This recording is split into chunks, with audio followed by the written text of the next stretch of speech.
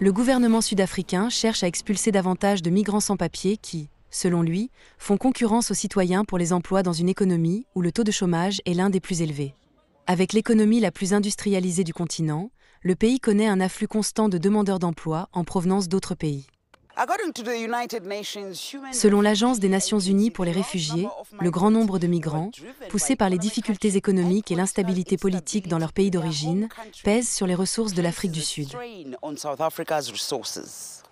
Selon un avocat spécialisé dans l'immigration, dans la plupart des cas, l'idée selon laquelle les migrants sans papiers prennent les emplois des locaux n'est pas toujours vraie.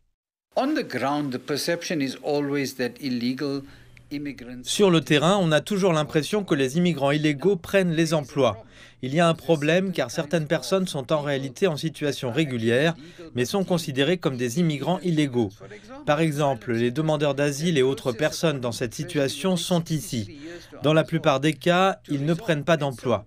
Ils pourraient le faire, mais beaucoup d'entre eux sont des entrepreneurs, ils créent leur propre entreprise, ils emploient des personnes, etc. Monsieur Essop admet qu'un certain nombre d'entreprises sud-africaines emploient des immigrants sans papier. Le gouvernement sud-africain a désormais renforcé les inspections sur les lieux de travail afin de lutter contre cette pratique. L'Afrique du Sud a désormais mis en place des procédures très strictes en matière de permis de travail dans le cadre de la loi sur l'immigration, ce qui a un impact sur le nombre d'étrangers pouvant être employés.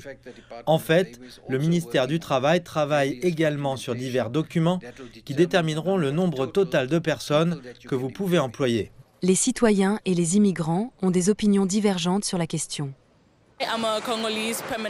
Je suis une résidente permanente congolaise en Afrique du Sud et je pense que ces personnes sont déjà ici et que la meilleure chose à faire est de les enregistrer et de leur prélever des impôts, afin que le gouvernement ne ressente pas autant leur poids. Personnellement, je pense que c'est un peu trop peu, trop tard.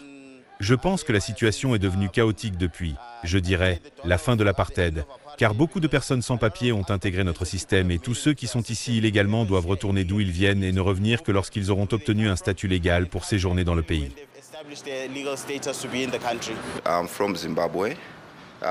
Je viens du Zimbabwe. Tout d'abord, il s'agit d'une question très complexe qui doit être abordée avec dignité, compassion et bien sûr diplomatie et bonne gouvernance.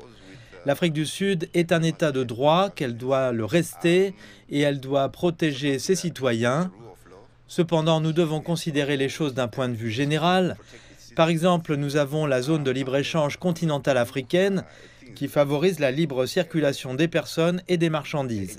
Nous devons reconnaître qu'en fin de compte, nos destins et nos histoires sont peut-être différents, mais nos destins sont partagés. À ce jour, l'Afrique du Sud a dépensé environ 81 millions de rands, soit 4,7 millions de dollars, pour expulser des migrants sans papier.